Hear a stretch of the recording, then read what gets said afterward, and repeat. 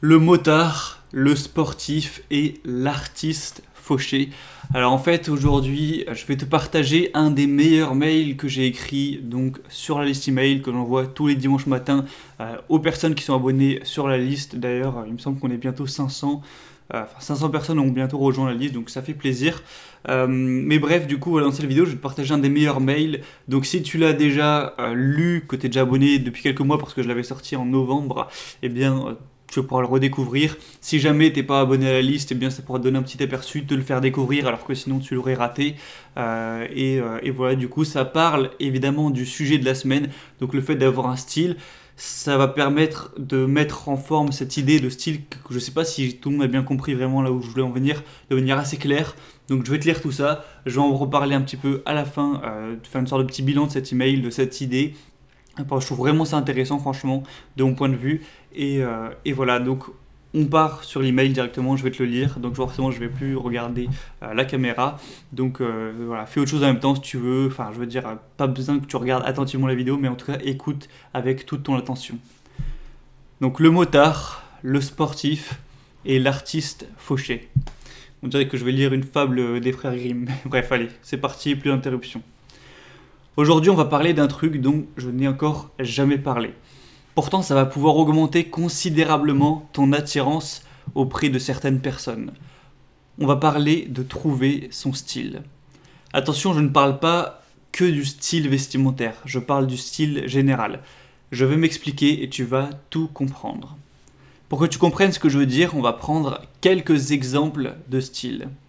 En gras, tu auras le nom du style et en dessous ce qui le définit. Le motard. Conduire une belle moto, avoir des tatouages et une barbe, manger des burgers, avoir des connaissances qui se droguent, mettre des vestes en cuir, écouter du rock'n'roll, être plutôt baraqué, musclé et gras, et avoir une démarche imposante, caractère plutôt dur à cuire, impulsif, aimer le risque, fumer, boire, avoir un passé difficile duquel on s'évade durant la recherche de sensations fortes. C'est un style qu'on peut qualifier de style bad boy, on en parlera une prochaine fois. Pour en voir plus sur ce style, il suffit de regarder par exemple la série Sons of Anarchy disponible sur Netflix.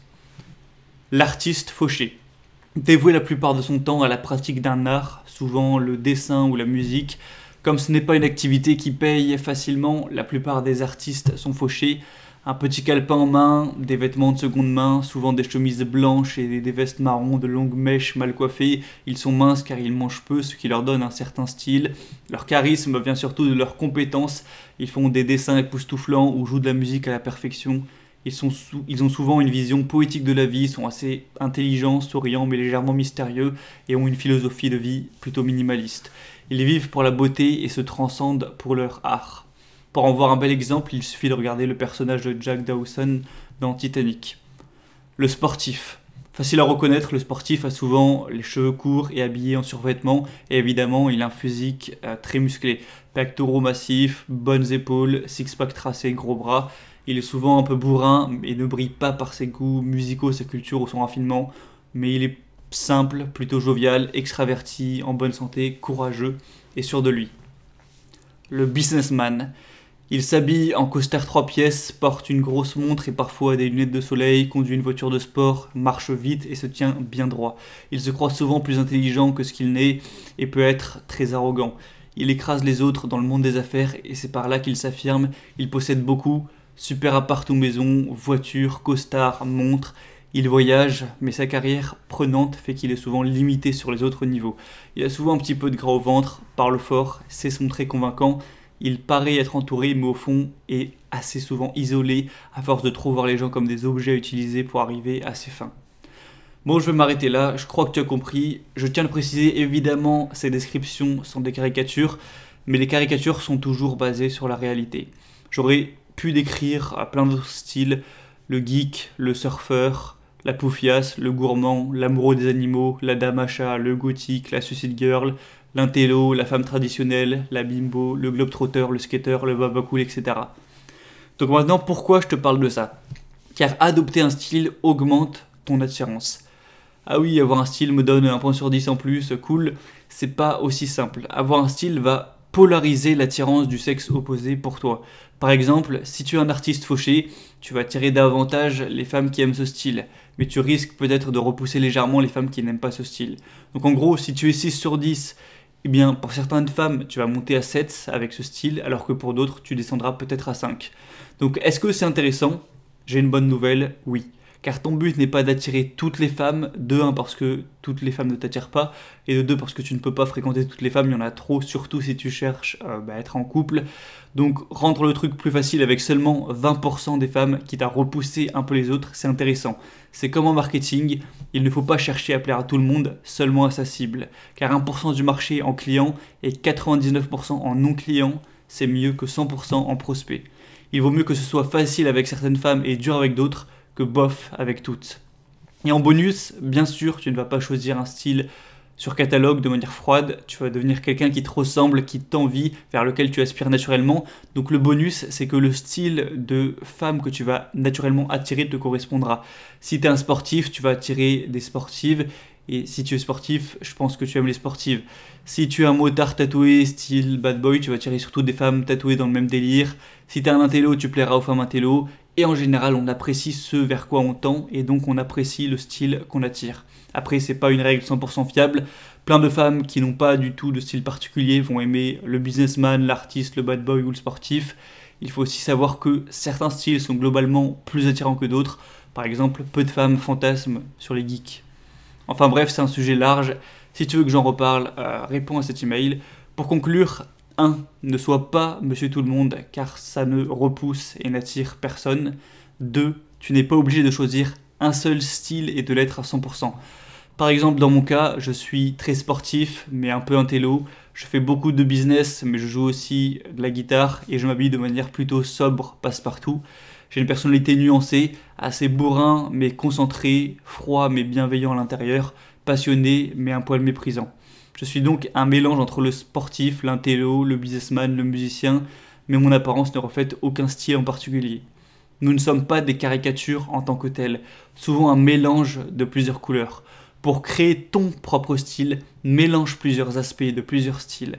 C'est comme ça que tu seras remarquable et charismatique. Voilà, c'est tout pour cet email. Donc j'espère que tu auras apprécié du coup ce petit texte. Et du coup voilà, c'était tout. J'espère que ça aura permis de clarifier l'idée pour la résumer, faire une sorte de petit bilan résumé de cette idée qu'on a vue cette semaine. En gros, comme j'ai dit, avoir un style, déjà ça va te permettre d'avoir ton style à toi. Le but c'est pas de prendre une caricature comme on l'a dit. Et du coup en fait à travers ça, tu vas pas te rendre forcément plus attirant aux yeux de tout le monde. Tu vas surtout te rendre attirant auprès d'une niche de femmes en fait, et même d'hommes et de femmes, hein, ça marche pour les deux. Et du coup, c'est intéressant parce qu'il y a des grandes chances que ces personnes-là qui vont être plus attirées, c'est toi aussi celle qui t'attire. Donc en fait, c'est que du positif. Et comme on l'a dit aussi dans les vidéos de début de semaine, ça permet aussi d'avoir une vie plus équilibrée, plus cool, où tu progresses, où tu avances, où tu construis quelque chose plus saine aussi, qu'une vie où t'as pas de passion, pas d'activité, ou comme je l'ai dit, c'est le train-train Netflix, jeux vidéo, réseaux sociaux, tu vois. Donc voilà, du coup, quoi qu'il arrive, eh bien moi je te conseille de travailler entre guillemets ça, c'est-à-dire de délaisser les addictions, les trucs de merde que tout le monde fait, essayer de trouver des choses qui te stimulent, qui te passionnent. Quoi que ce soit, moi, naturellement, c'est venu avec la lecture, la guitare et la musculation. Mais voilà, c'est à toi maintenant de réfléchir, de faire une sorte d'introspection, de réfléchir vraiment si tu peux en fait devenir une personne, une seule et unique personne. Sinon, tu vas pas devenir quelqu'un d'autre, hein, tout le monde est déjà pris. Quand tu auras, je sais pas, 25 ans, 28 ans, 30 ans. Donc imagine comment tu veux que ce soit cette personne. Est-ce qu'elle sait faire du piano? Est-ce qu'elle sait faire ça? Qu'est-ce qu'elle fait de ses journées? En quoi elle est compétente? Voilà, est-ce que c'est quoi ce qui t'attire en fait? Est-ce que c'est la survie? Est-ce que c'est de faire du freestyle? Est-ce que c'est de faire du street workout à fond? Est-ce que c'est de faire de la moto? Est-ce que c'est d'avoir une jolie bagnole? Vraiment, tu t'imagines ce que tu veux et ensuite t'en découle d'un plan que tu vas juste tenir tout le jour de ta vie, et si tu le suis à la lettre, il n'y a pas de raison que tu ne deviennes pas cette personne. Donc tu la deviendras un jour, même si ça prendra des années et des années. Et on se reparlera à ce moment-là. Moi, c'est ce que je fais dans tous les jours de ma vie. C'est aussi pour ça que je fais cette chaîne YouTube. Je partage un petit peu ma philosophie sur ce point-là. Et du coup, si tu veux plus de mon contenu, bah voilà, sur tout ce concept de style, où vraiment je te donne tout ce que j'en ai pensé, eh bien, il y a évidemment la formation que j'ai sortie cette semaine, donc trouver son style avec la promotion qui se termine dimanche soir. Donc il me semble que je sortirai cette vidéo samedi, donc demain soir c'est fini. Si tu veux obtenir la formation à 29 € au lieu de 99, c'est le premier lien dans la description. Voilà, c'était tout. Et d'ailleurs aussi, si tu veux recevoir ce genre d'email tous les dimanches, des emails à chaque fois frais que j'écris la veille, eh bien, pense à t'inscrire à la liste email. Il y aura évidemment des emails encore tous les dimanches cette année. Et du coup, c'était tout. Je te dis à très vite pour d'autres vidéos, pour d'autres contenus, on va parler d'autres choses. J'ai encore plein d'idées de vidéos à faire là pour les semaines qui arrivent, donc j'ai hâte de faire tout ça. Je te souhaite une bonne progression, une bonne fin de journée et ciao.